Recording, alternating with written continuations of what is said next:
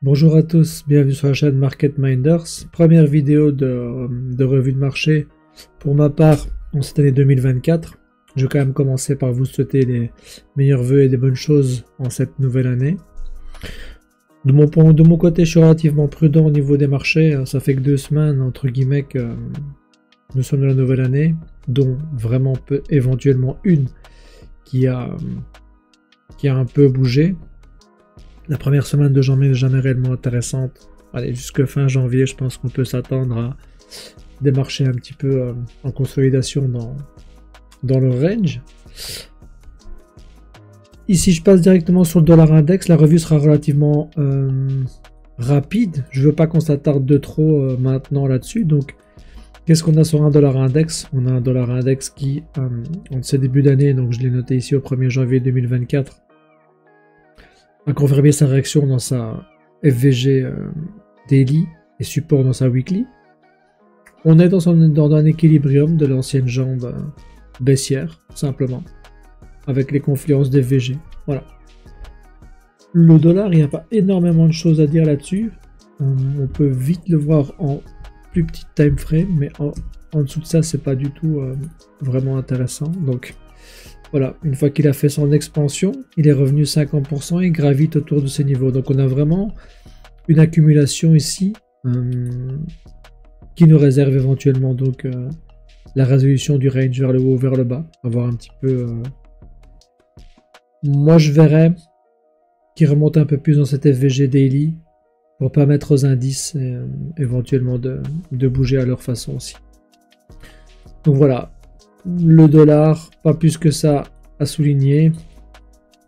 On voit vraiment un prix bien dégueulasse. Ça s'est reflété dans les marchés financiers des indices, donc on va y passer directement. Alors, sur Yes, qu'est-ce qu'on a?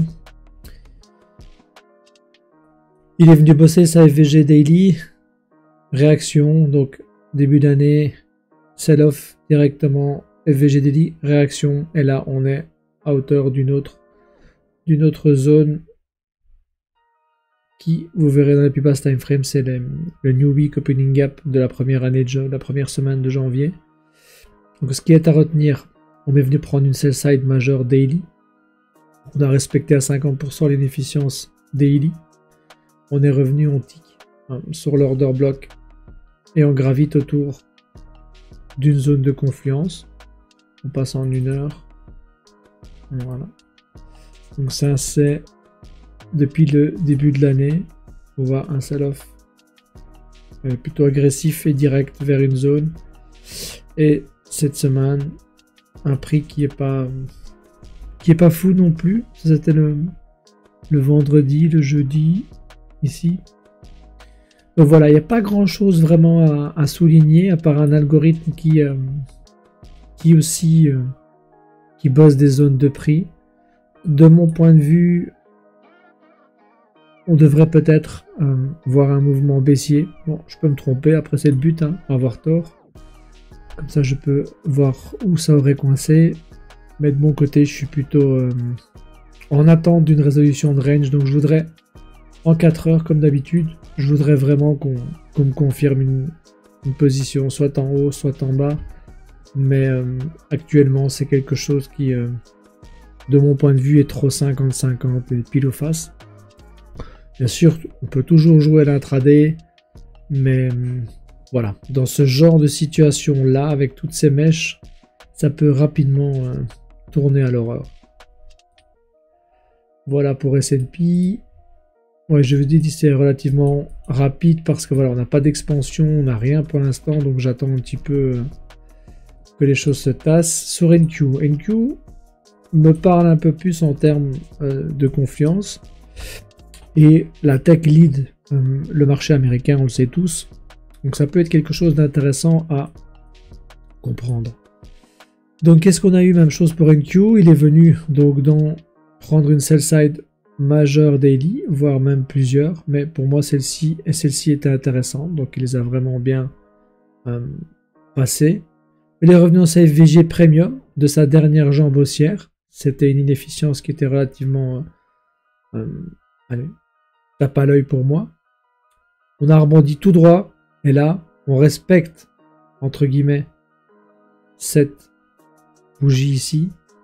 Donc on avait également, si on veut, lors de la descente, créer une inefficience qu'on a complètement passé à travers pour arriver dans la premium.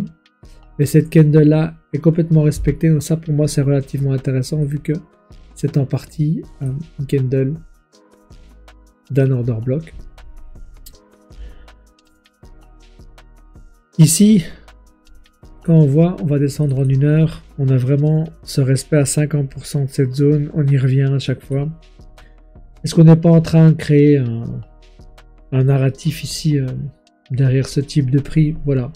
C'est à voir. Il faut attendre un petit peu. Là, le jeudi, on a fermé un prix qui était vraiment ridicule. Et le vendredi qui est également ridicule. Donc on voit qu'il n'y a pas énormément de volume. Quasi pas. Et il n'y a pas non plus de décision qui est prise. Je crois que le prix souhaite vraiment accumuler dans cette zone-ci. Donc à voir un petit peu ce qu'on va avoir la semaine prochaine. Mais moi je verrais bien un retracement. À partir éventuellement de la semaine prochaine. Voir une petite accélération et retracer. Ensuite, j'avais aussi des targets sur Bitcoin et sur Ethereum qui ont été atteintes, j'ai vu. Donc, vous pouvez revoir un petit peu les vidéos précédentes. BTC, j'avais à peu près... Ici, j'ai juste switché celle-ci, je crois que je l'avais mis là. Donc, voilà. Cette zone-là est intéressante pour moi.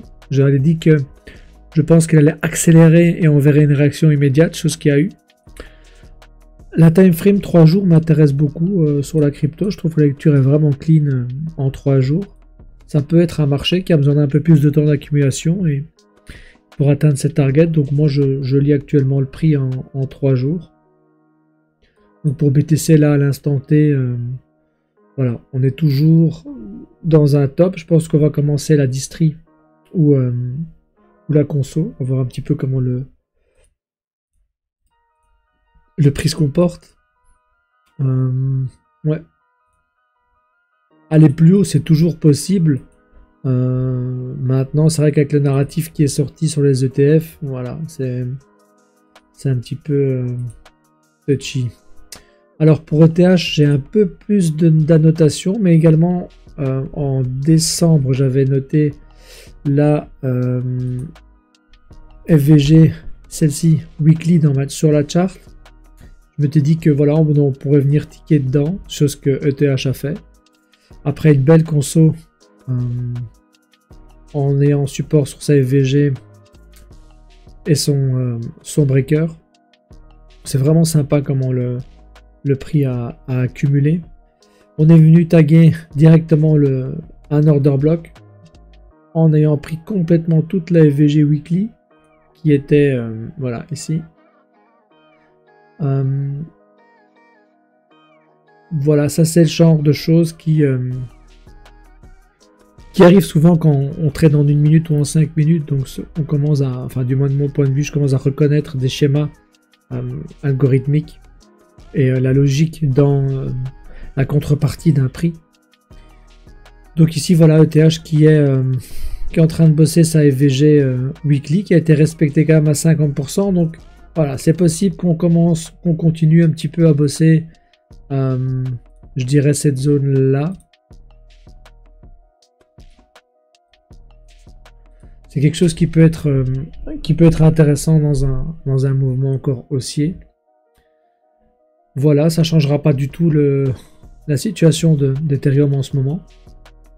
Voilà, ça c'est un petit peu ce qu'on peut donc avoir. Donc target atteinte sur ETH, sur BTC et sur Solana même chose. En 3 jours il est pas mal aussi. Bon ici ça c'est une daily, mais on peut la bouger en 3 jours et on voit quand même ce respect aussi des 50% de la zone. Par contre ici la confluence était intéressante en haut dans une time frame plus petite, c'est-à-dire le daily. C'est pour ça que j'avais gardé le daily initial. On prend la dernière. De mon point de vue, donc tu peux directement englober les FVG. Même chose, FVG daily, complètement revisité. Un order block ici.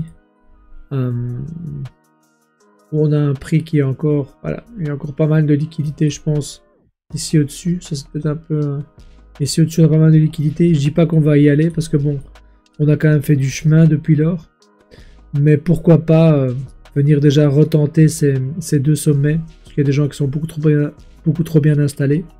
Maintenant, si on ne prend pas ce high et qu'on voit une réaction par ici et qu'on casse la structure, c'est-à-dire qu'on fait des plus bas, à ce moment-là, je pense qu'on peut avoir marqué un top temporaire. Mais pour l'instant, je ne peux pas encore vraiment parler de top.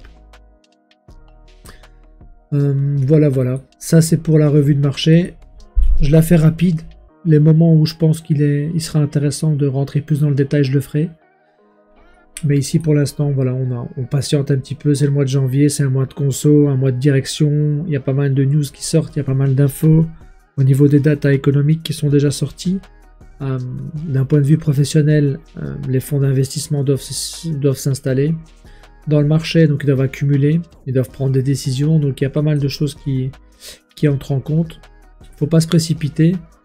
J'ai en projet de peut-être lire 4-5 actions que j'ai dans le collimateur pour 2024 au niveau d'investissement. Et voilà. En vous souhaitant une bonne fin de week-end, une bonne semaine, ne vous précipitez pas, il y aura toujours des opportunités, donc relax.